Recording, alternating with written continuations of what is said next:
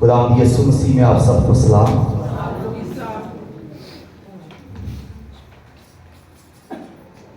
खुदावंद यीशु मसीह का नाम प्यारे बोल है, और जब हम इस नाम को लेते हैं तो बरकतें हमारी तरफ दौड़ती हैं। चारों तरफ से बरकतों के दरवाजे हमारे लिए खुलते जाते हैं। यीशु नाम में इतनी कुदरत और इतनी बरकत है, ये जमीन क्या आसमान के दरवाजे खुल जाते हैं। आमीन, हालेलुया। इसलिए मेरा दिल कर रहा है मैं एक बार फिर यीशु नाम से आपको सलाम करूं। यीशु नाम में आप सबकी सलामती हो। आए यीशु का ही कलाम मेरे साथ मुकद्दस लूका की अंजील, मुकद्दस लूका का अंजीली बयान 17वां बाब 11वीं आयत, 17वां बाब 11वीं आयत से 19वीं आयत तक बाइबल मुकद्दस में से हम अपनी रहनुमाई के लिए खुदा के लाजवाब, लासानी, उत्तम, बेमिसाल बाबरकत कलाम में से देखेंगे। और ऐसा हुआ कि यरूशलेम को जाते हुए वो सामरिया और गलील के बीच से होकर जा रहा था, और एक गांव में दाखिल होते वक्त 10 कोढ़ी उसको मिले। उन्होंने दूर खड़े होकर बुलंद आवाज से कहा, ऐ यीशु, ऐ साहिब, हम पर रहम कर। उसने उन्हें देखकर कहा, जाओ अपने तय कानों को दिखाओ। और ऐसा हुआ कि वो जाते जाते पाक साफ हो गए। फिर उनमें से एक ये देखकर कि मैं शिफा पा गया, बुलंद आवाज से खुदा की तमजीद करता हुआ लौटा और मुंह के बल यीशु के कदमों पर गिरकर उसका शुक्र करने लगा, और वो सामरी था। यीशु ने जवाब में कहा, क्या 10 पाक साफ ना हुए? फिर वो 9 कहां हैं? क्या इस परदेसी के सिवा और ना निकले जो लौट कर खुदा की तमजीद करते? फिर उससे कहा, उठकर चला जा, तेरे ईमान ने तुझे अच्छा किया है। खुदावन के कलाम के पढ़े सुने और कबूल किए जाने पर खुदावन की कसरत के साथ बरकत हो। आमीन। मज़मून है शुक्रगुजारी। शुक्रगुजारी,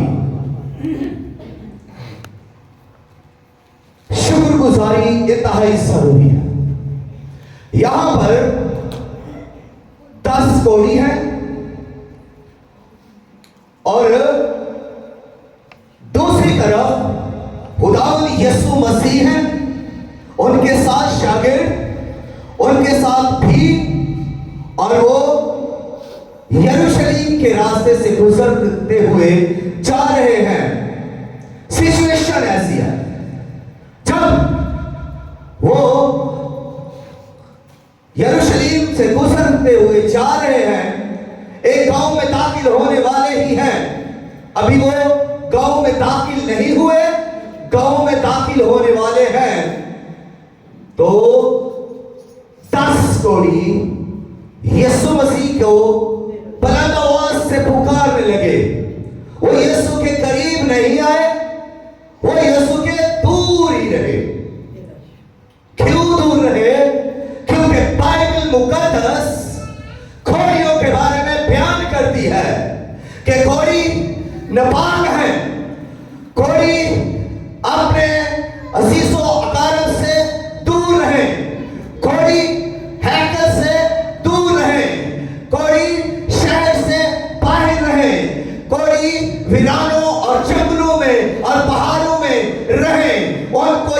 हुक्म है कि वो शहर में दाखिल नहीं हो सकते, क्योंकि वो जिस राह पर चलते थे वो यहूदी कहते हैं कि वो राह भी नापाक हो गई है। वो जिस शहर में जाते हैं वो ये कहते हैं कि वो शहर की वजह से नापाक हो गया है। वो जिस घर में दाखिल होते हैं वो घर की वजह से नापाक हो गया है, और जिस शख्स से वो मिलते हैं वो शख्स भी उनकी वजह से नापाक हो गया है। हालांकि वो भी तो इंसान है, फिर इंसानों के मिलने के सबब से क्यों नापाकी आ जाती है? ये शरीयत के अंदर बयान है, ये यहूदियों की किताबों के अंदर भी इसके बारे में बहुत कुछ बयान किया गया है कि कोड़ी के बाल बिखरे होने चाहिए।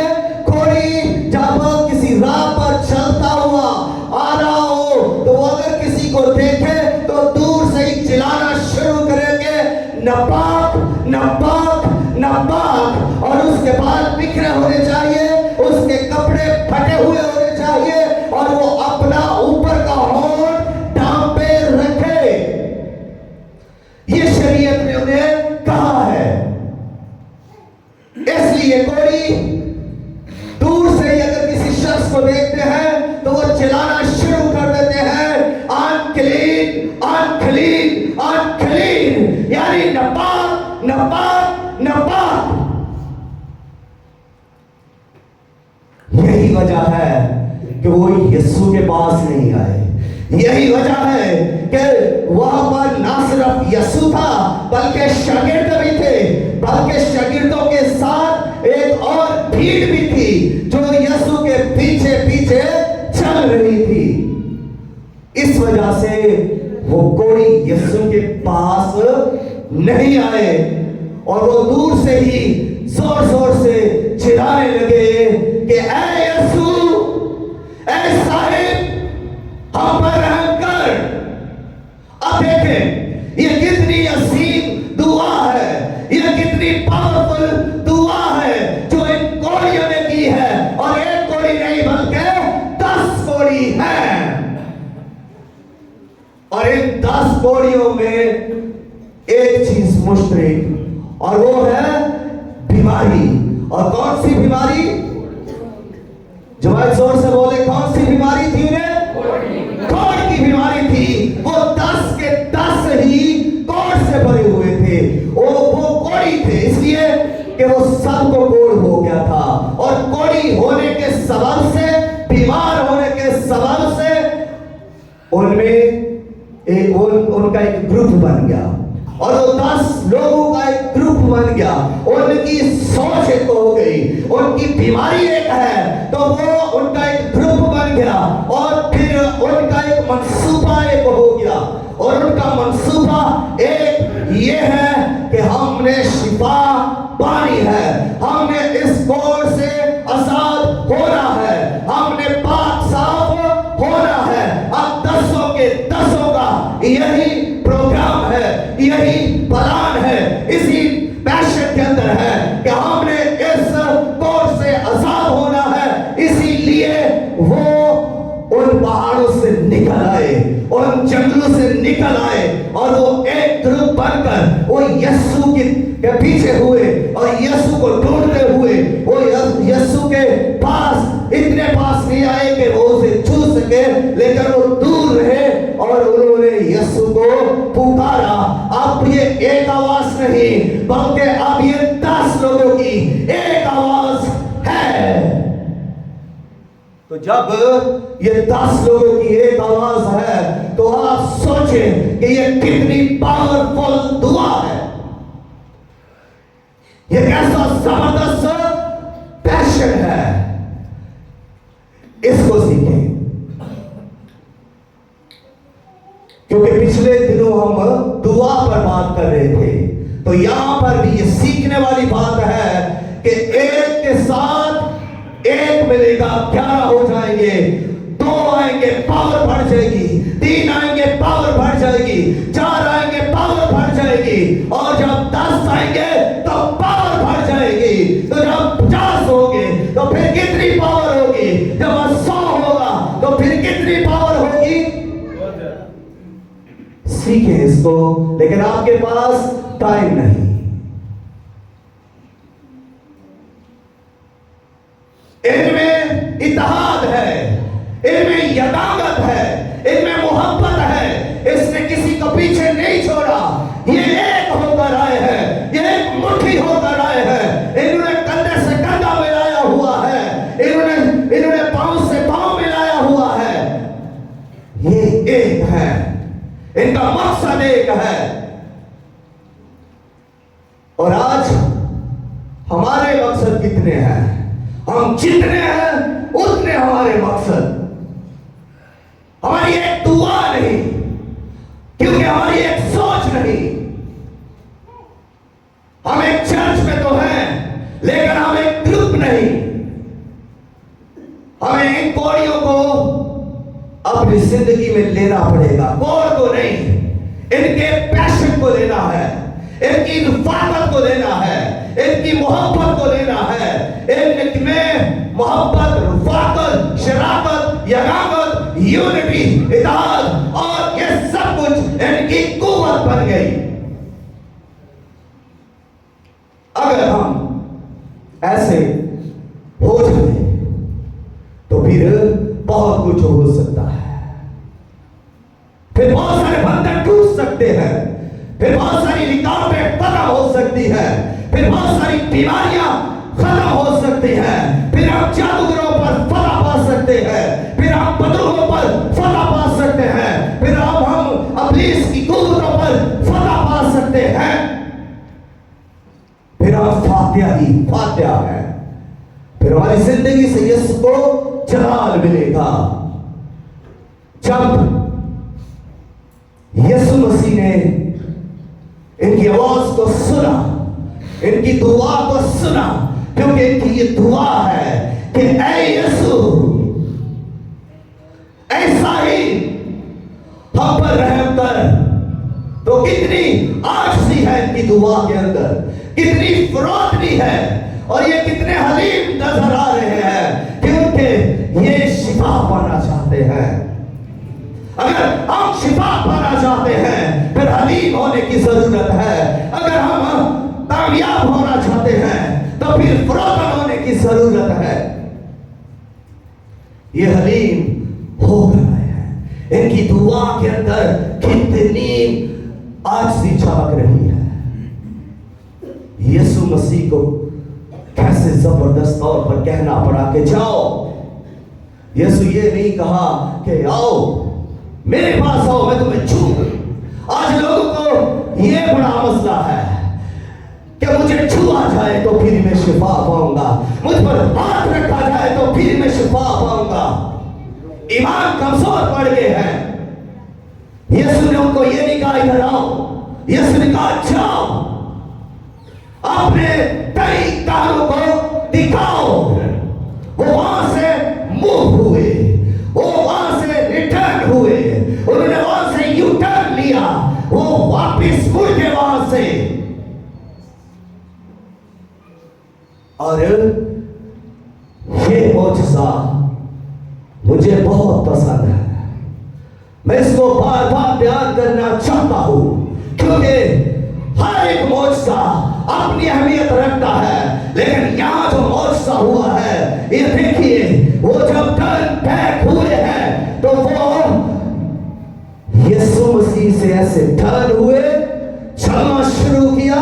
हर कदम बोझल, हर कदम पर मुश्किल, हर कदम पर एक नई सोच, हर कदम उनके लिए खतरे और खदशे का बाइस है। अगर कोड ना गया तो क्या होगा? अगर हम शहर में दाखिल हुए और हमारे बदनों पर ये कोड की नपाकी ना गई, तो फिर शहर वाले हमारे साथ क्या करेंगे? वो हमें पत्थर मार मार कर हिलाक कर देंगे। काम ने देख लिया तो हमारे साथ क्या सलूक करेंगे? हर कदम पर यही सोच रहे हैं कि हमारे साथ क्या होगा। कितना मुश्किल सफर है, लेकिन दूसरी जानिब जब वहां से मूव हुए हैं, यीशु ने जब कहा है कि जाओ, तो फिर वो उठे हैं, फिर वो यीशु के कलाम को अपने साथ लेकर गए हैं। और जब उन्होंने यीशु के कलाम को रिसीव कर लिया है, तो यीशु का कलाम उनके हर कदम पर उन्हें शिफा दे रहा है। यीशु का कलाम हर कदम पर उन्हें पाक कर रहा है। वो कदम उठा रहे हैं और कलाम उन्हें पाक कर रहा है, वो कदम बढ़ा रहे हैं और यीशु का कलाम उनके लिए शिफा बन रहा है। उनके बदन की नापाकी खत्म हो गई और जैसे ही वो चलते जा रहे हैं, उनमें से एक ने देखा अपने हाथों को कि मेरे हाथ पाक हो गए हैं। उसने पाँव को देखा, मेरे हाथ पाँव पाक हो गए हैं। वो जोर से, वो खुशी से वो चिल्लाने लगा, मैं पाक हो गया हूँ, मैं साफ हो गया हूँ, मेरा गोड़ जाता रहा और देखो मैं पाक हो गया हूँ। फिर दूसरे ने देखा, तीसरे ने देखा, चौथे ने देखा, दसवें ने देखा, हम पाक साफ हो गए हैं, गंदगी हमारे बदन से दूर हो गई है और वो कौन से बीमारी से आजाद हो गए हैं। Hallelujah, hallelujah, hallelujah, hallelujah. अब एक वापस आया, एक वापस आया। कुछ लोग शुक्रगुजारी नहीं करते। एक वापस आया और वो शुक्रगुजारी से भरा हुआ था। यीशु के कदमों में आया, वो वापस आया। 10 में से एक वापिस आने वाला एहसानमंद है, वापिस आने वाला शुक्रगुजार है, वापिस आने वाला तमजीद कर रहा है। और वो आया और वो आते ही यीशु के कदमों में गिर गया और उसने कहा, ऐ खुदा, मैं तेरी तमजीद करता हूँ क्योंकि तेरी कुदरत के सबब से, तेरे कलाम के फरमाने से मैं शिफा पा गया हूँ। और वो बुलंद आवाज से कदमों में गिरा और यीशु के कदमों में अपना माथा रखकर उसकी तमजीद करने लगा। यही वो ठीक जगह है जहां पर हमने तमजीद करनी है। यीशु के कदमों में गिरकर उसकी तमजीद करनी है। इससे आला जगह और कोई नहीं, इससे अच्छी जगह और कोई नहीं। आप पहाड़ों पर चले जाए, आप सोने के चर्चिस के अंदर चले जाए, आप कहीं पर भी चले जाए, लेकिन सबसे अच्छी, प्यारी और खूबसूरत बरकत जगह यीशु मसीह के मुबारक कदम है। इस लोड़ी ने ये नहीं देखा कि यीशु मसीह राह पर खड़ा है, जहां मट्टी है, जहां धूल है और मैं अपना हूं। अगर इसके कदमों में रखता हूं तो मेरी नाक गंदी हो जाएगी, मेरा मुंह मट्टी से भर जाएगा, मेरे माथे पर मट्टी लग जाएगी, मेरे बदन पर मट्टी लग जाएगी। उसने मट्टी ये ख्याल नहीं किया। वो सत्ता पाऊ एहसानमंद था और जो एहसानमंद है वही शुक्रगुजारी करता है। जो आजिज़ी से भरा हुआ है वही शुक्रगुजारी करता है और ये शुक्रगुजारी से भरा हुआ है। बाइबल कहती है वो सामरी था, वो सामरी था, वो सामरी था। सात बात यीशु के सामने कोई अहमियत नहीं रखती। यीशु इंसानियत को अहमियत देता है। आप छोटे कद के हैं या बड़े कद के, नो प्रॉब्लम। आप मोटे हैं या पतले, नो प्रॉब्लम। आप पढ़े लिखे हैं या बड़े अनपढ़, नो प्रॉब्लम। आपके अंदर एक चीज होनी चाहिए, आजिज़ी, एहसानमंदी, शुक्रगुजारी। आपकी कोई भी जात हो, कोई भी घराना हो, कोई भी कबीला हो, कहीं से भी आप आए हुए हो, यीशु मसीह एक चीज देखता है कि ये अकीदत और तमजीद में कितना है। अगर आपके अंदर वो तमजीद है जो यीशु के लायक है, तो फिर आपको दुनिया की कोई ताकत रोक नहीं सकती कि आप कामयाब ना हो, आप फतह ना पाए। ऐसा हो नहीं सकता, क्योंकि जब आपके अंदर वो तमजीद है जो यीशु के लायक है, तो फिर यीशु मसीह ने तो आपके लिए वो दरवाजे खोल दिए हैं जो आपकी बरकत के बारिश है, जो आपकी कामयाबी के और आपकी सरफराजी के लिए है। वो तो यीशु ने वो दरवाजे खोल दिए हैं। ये इंसानमंदी से आया और ये सामरी था। ये बयान इसलिए है कि मैं ये बयान आज करना चाहता था कि ये मत सोचे कि मैं अगली सीट पर बैठा हूं या पिछली सीट पर बैठा हूं, मैं कहां पर बैठा हूं। यीशु की निगाह आपकी सीट पर नहीं है, यीशु की निगाह आपके दिल पर है कि आपके दिल के अंदर कितनी शुक्रगुजारी है, आपके दिल के अंदर कितनी आजिज़ी है, आपके दिल के अंदर कितनी एहसानमंदी है। यीशु यहां देखता है आपकी चेयर को, आपके रुतबे प्यार को नहीं देख रहा यीशु आपके दिल को देखता है, और वो इस कोड़ी के दिल को देख रहा है, उसकी जात को नहीं देख रहा कि ये यहूदी नहीं बल्कि ये सामरी है। ये कहां से आया है? नो प्रॉब्लम, ये यीशु के कदमों में आया है। ये सबसे उत्तम बात है, और वो यीशु के कदमों में है। तो यहां पर 3 सवाल यीशु ने छोड़े हैं, एक भी नहीं, 3 सवाल। 3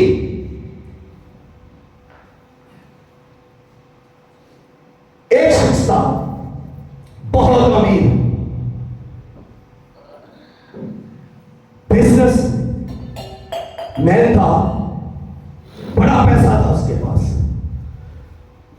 लेकिन आखिर वक्त में क्योंकि उसकी औलाद नहीं थी, उसने कहा ये पैसा मैं कुछ बांट देता हूं अपने अजीजों में, रिश्तेदारों में, और कुछ इसको खुदा के कामों में लगाऊंगा। तो उसने किसी को उस 10 मिलियन में से किसी को उसने 20,000 दिया, किसी को $30,000 दे दिया, किसी को इस तरह उसने बांटना शुरू किया। तो एक फैमिली आई, उसके लिए उसने जो है वो 10% रखा, लेकिन वो जब उनको पता चला कि हमारे लिए 10% है, तो वो कहने लगे बस हमारे लिए इतना ही।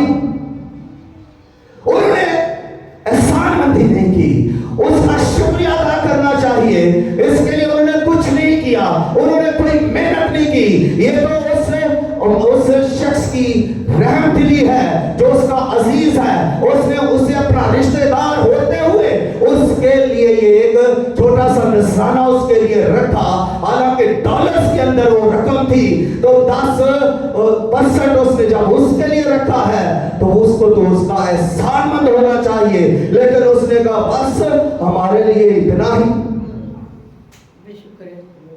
नाशुक्र लोग बहुत हैं, आज भी ऐसे ही लोग कहते हैं हमारे लिए क्या किया गया है, हमने क्या पाया है, हमारे पास तो बहुत थोड़ा है।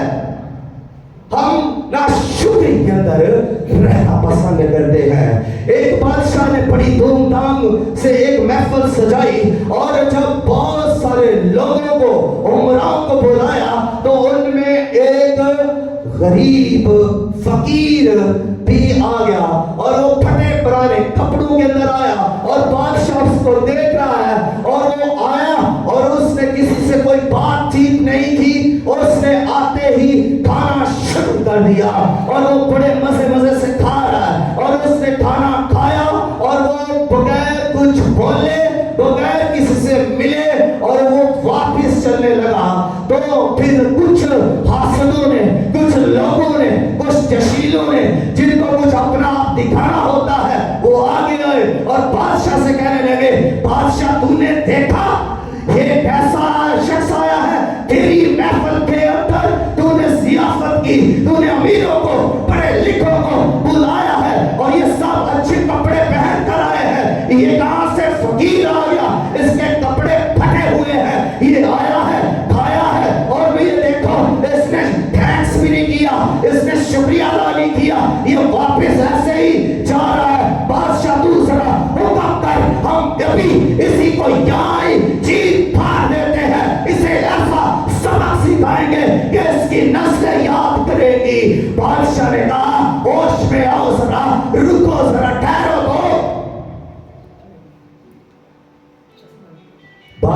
कहा क्या हम हर रोज ऐसा ही नहीं करते? हमारा खुदा हमें हर रोज खिलाता है, पहनाता है, मुहैया करता है, बहुत कुछ देता है। क्या हम हर रोज उसका थैंक्स करते हैं? क्या हर रोज हम उसकी शुक्रगुजारी करते हैं? क्या उसके एहसानमंद होते हैं? नहीं। इसीलिए यीशु को पहला सवाल कहना पड़ा, क्या 10 को शिफा नहीं हुई थी? क्या हम सबने निजात नहीं पाई? कोई है यहां पर जो हाथ खड़ा करे?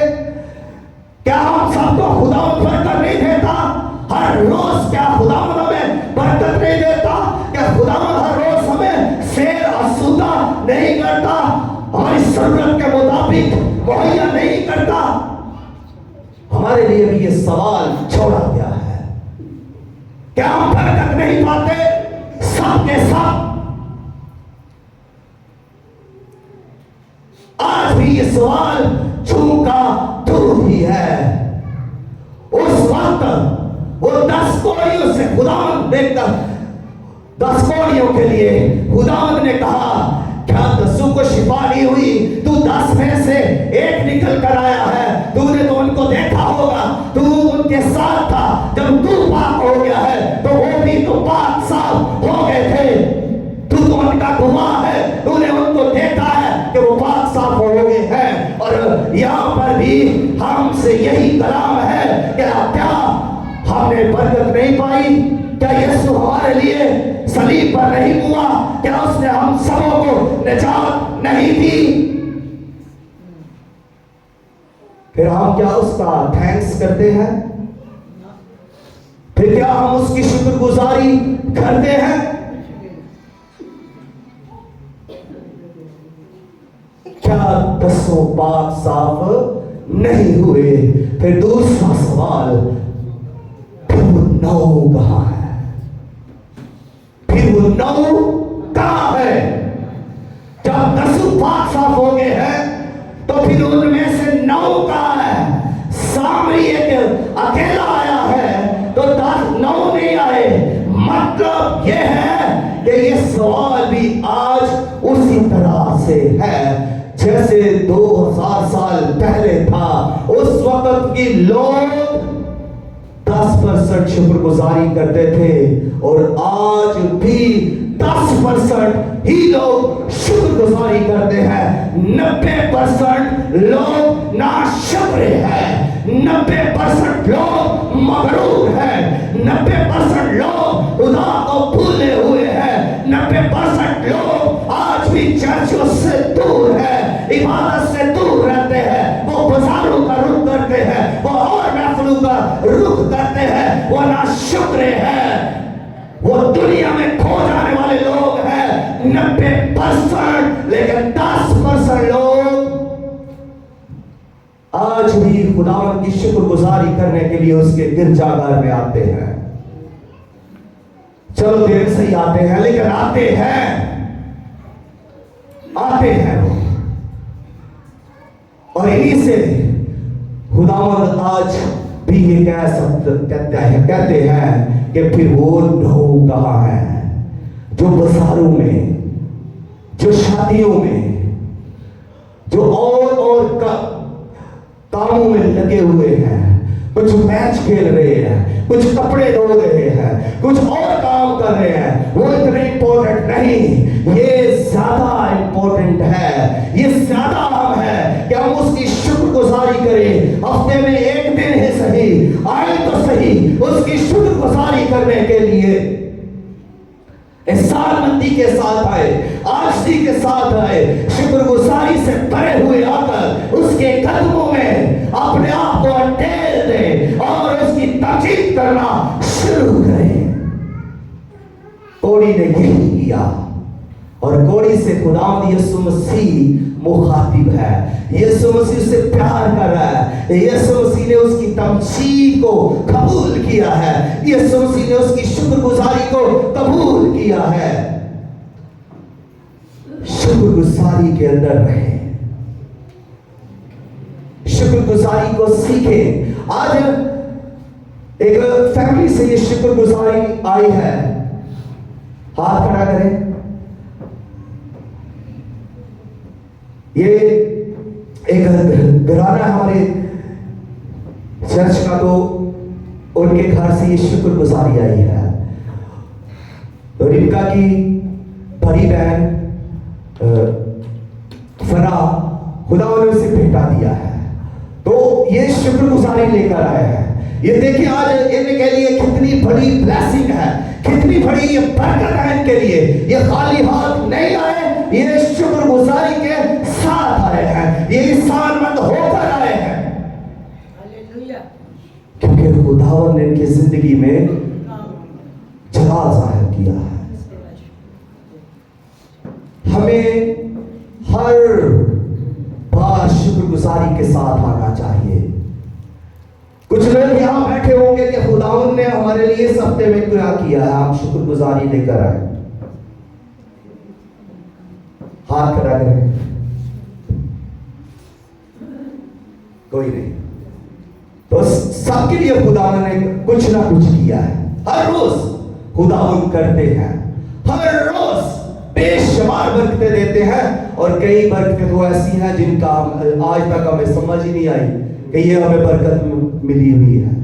हमने उसको उन बरकतों को गिना ही नहीं है, क्योंकि हमने कभी उन पर नजर ही नहीं की। हमने उनको बहुत मामूली सा समझा हुआ है कि ये हमारे किसी काम की नहीं, लेकिन खुदावंद ने वो आपके लिए बरकत जो रखी हुई है वो बेकार नहीं, वो फसूल नहीं, वो आपके लिए है, वो आपकी बेहतरी के लिए बरकत देता है।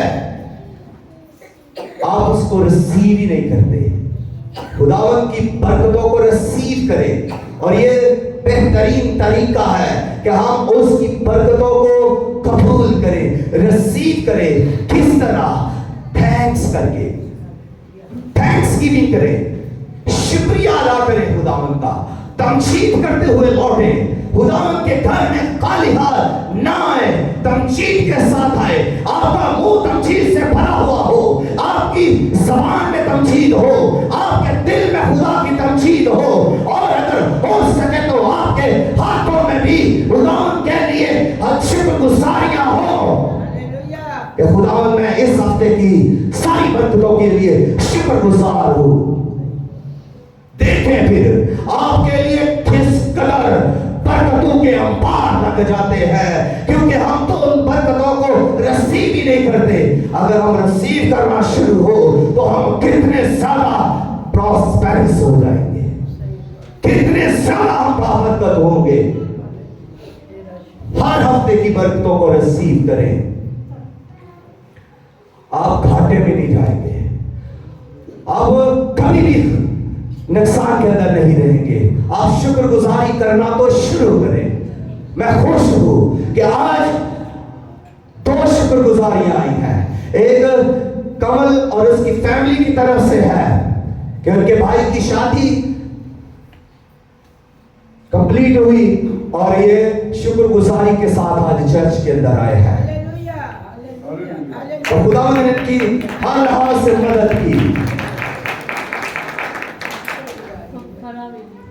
और दूसरा, ये फरा का जो खुदावन ने उसे बेटा दिया है, ये बहुत बड़ी ब्लेसिंग है। तो कितनी असीम ब्लेसिंग्स हैं खुदा हमें देता है। कारोबार की बरकत देता है, और बेशुमार बरकतें जिनको हम गिनने बैठे तो सुबह से शुरू हो जाए शाम तक वो शायद बरकतें खत्म ही ना हो। आप गिनते जाएंगे, खुदा देता जाएगा। कितनी गिनेंगे? अब्राहम से खुदा ने कहा आसमान के सितारों को गिन, तो वो गिन सका। उसने कहा रेत के ज़रों को गिन, तो वो गिन सका। तो फिर खुदा आपसे भी कहता है अपनी बरकतों को गिन, तो आप गिन नहीं सकेंगे। हम अपनी बरकतों को जो खुदा की तरफ से है कभी भी गिन नहीं सकेंगे। इतनी फराख से और कसरत से वो हमें बरकतें बख्शता है, क्योंकि वो हमसे मोहब्बत ही इतनी देर करता है। और हम ईमान रखते हैं कि वो कसरत का खुदा है, वो जो है ही कसरत का खुदा, तो वो कम कैसे दे सकता है? ये कभी हो ही नहीं सकता कि खुदा थोड़ा थोड़ा हमें दे। वो तो कहता है मैं तुम्हारे पल्लू में दाब दाब कर और हिला हिला कर तुम्हारे पल्लू में डालूंगा। तो कसरत का खुदा है, मोहब्बत का खुदा है, शफकत का खुदा है, रहम का खुदा है। उसकी तरफ ध्यान तो करें, शुक्रगुजारी के अंदर तो आए, एहसानमंद तो होकर उसके पास आए। लप्रेस करेगा वो। एक छोटी सी मिसाल देकर पैगाम को खत्म करना चाहूंगा। जरूरी है कि हम शुक्रगुजारी करें। एक दादा था और एक पोता, दोनों की स्टोरी मैं आपके सामने इसलिए रखना चाहता हूं कि आप इस स्टोरी से भी कुछ सीखें। एक दादा और एक पोता। पोता स्कूल जाने वाला था, वो हर रोज स्कूल जाता और सुबह जब वो स्कूल जाने लगता तो अपने दादा से मिले बगैर वो नहीं स्कूल जाता था। और वो आकर उसे कहता, दादाजी गुड मॉर्निंग। और जब वो गुड मॉर्निंग करता, दादाजी से मिल लेता, तो फिर उसके बाद फिर वो स्कूल जाता। तो एक दिन ऐसा हुआ कि उस बच्चे ने अपने दादा से पूछा, दादाजी क्या आप खुदा से मोहब्बत नहीं करते? तो दादाजी ने कहा, नहीं नहीं, मैं बड़ी मोहब्बत करता हूं खुदा से। तुम्हें किसने कह दिया? उसने कहा, दादाजी मैंने आपको नहीं देखा कभी खुदा से मोहब्बत करते हुए। कहता नहीं, मैं बहुत मोहब्बत करता हूं खुदा से। तो उसने कहा, दादाजी फिर इजहार भी करना चाहिए। तो मैं समझता हूं कि आप खुदा से मोहब्बत नहीं करते। पोता जरा होशियार था। नई जनरेशन होशियारी होती है, वो आज भी होशियार है। आज की जनरेशन जिसको हम कंप्यूटर की जनरेशन कहते हैं, हमसे बेहतर मोबाइल चलाते हैं, हमसे बेहतर कंप्यूटर चलाते हैं, हमसे बेहतर बहाने बनाते हैं, हमसे बेहतर दगाबाज क्या करते हैं।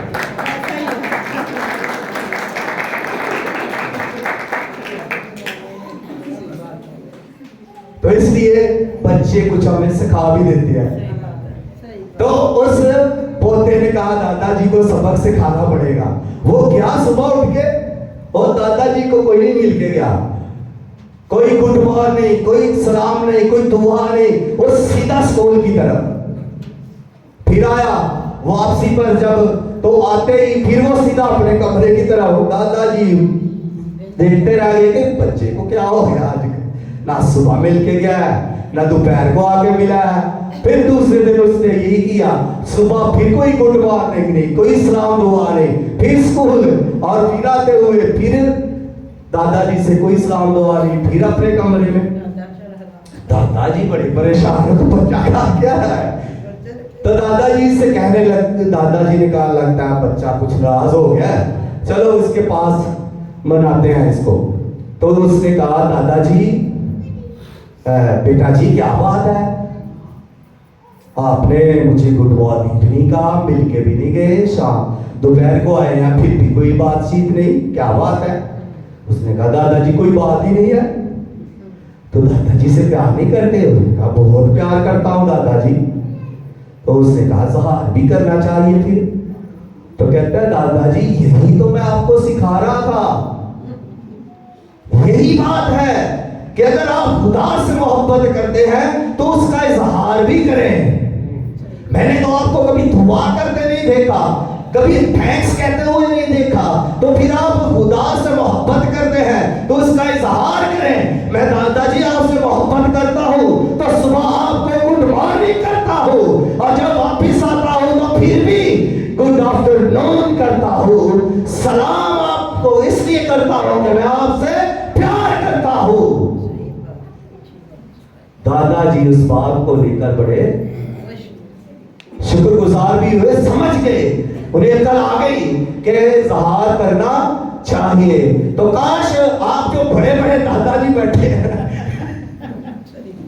आप इस खुदा से, ठीक है, आप समझ ही गए हैं, तो शुक्रिया अदा किया करें, शुक्रगुजारी में रहें। अपनी मोहब्बत का इजहार ऐसे ही होता है, हम खुदा को दे क्या सकते हैं, हमारे पास है क्या देने को, क्या खुदा की तरह हम दे सकते हैं? नहीं। तो फिर हमारा मुकाबला खुदा से क्या है? हम सिर्फ उस आजिज़ी के साथ और शुक्रगुजारी के साथ ही खुदा को जलाल दे सकते हैं। आमीन।